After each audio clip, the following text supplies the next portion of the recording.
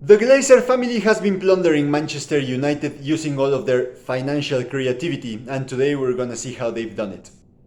Welcome to Reporte 7. In the first video of this series about Manchester United, we talked about the Glazers, who they are and the outrageous way in which they came to own Manchester United. But that was just the beginning. Today we're gonna talk about how they have been treating the team as their own personal ATM.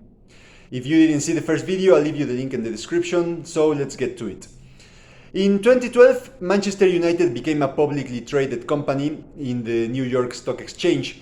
The Glazers sold some of their shares, and for this they got £75 million. Up to this date, the Glazers have sporadically sold more shares, receiving a total amount of £260 million. None of this money has gone to the club, it all goes straight to the Glazers' pockets. And then, taking advantage of some fluctuations in the valuation of the shares, Manchester United has bought back some of its stock, using obviously money from the team. So this is a round business for the Glazers, because they sell their stock, they get the money, and then the team with its own money buys back those shares, which finally belong to the Glazers. So it's a fantastic business model. Now, Manchester United has two types of shares, Type A and Type B. Type A shares are the ones that are publicly traded, and Type B shares are controlled almost completely by the Glazer family. Now, these Type B shares have 10 times the voting rights of Type A, and also these shares deliver dividends. This way, the Glazer family makes sure they keep control of the club and make sure they can give themselves money from the club whenever they want to. Now, speaking about dividends, these have been paid in amounts that go from 10 to 24 million pounds. From 2012 up to this day, the Glazer family has received 150 million pounds on account of dividends. In 2021, right in the middle of the pandemic, Manchester United was the only club in the Premier League that decided to give dividends to its shareholders. I guess business was good. And dividends are not the only way in which the Glazers get money from Manchester United. They also receive bonuses that go from 10 to 15 million pounds. These bonuses have nothing to do are not related at all with any kind of performance from the team. It's just money the Glazers give themselves whenever they feel like it. Now, let's talk about the debt.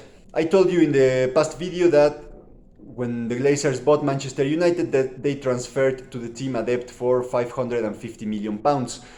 Well, last year Manchester United's total debt was of 526 million pounds. This means that in 16 years the debt of the team has only reduced 4%. So basically nothing. And the worst of all is that this doesn't mean that the team hasn't spent money because of debt. Quite the contrary, Manchester United has paid more than 700 million pounds just on account of interests. This is a mental amount. From 2010 to 2020, Manchester United paid more for interests than all of the other clubs in the Premier League combined. This last years, Manchester United has been paying around 20 million pounds for interests, which is the highest amount of any team in the Premier League. And that isn't even the highest Manchester United has paid. There have been some years in which the payments for interests have gone up to 77 million pounds. 77 million pounds just for interests in a single year. Absurd. For each pound Manchester United pays for its main debt, it pays £4 for interests, which confirms that the team's debt is really expensive, and it also tells us that the financial well-being of the club is of no interest at all to the Glazer family. They just want to keep the money-making machine working.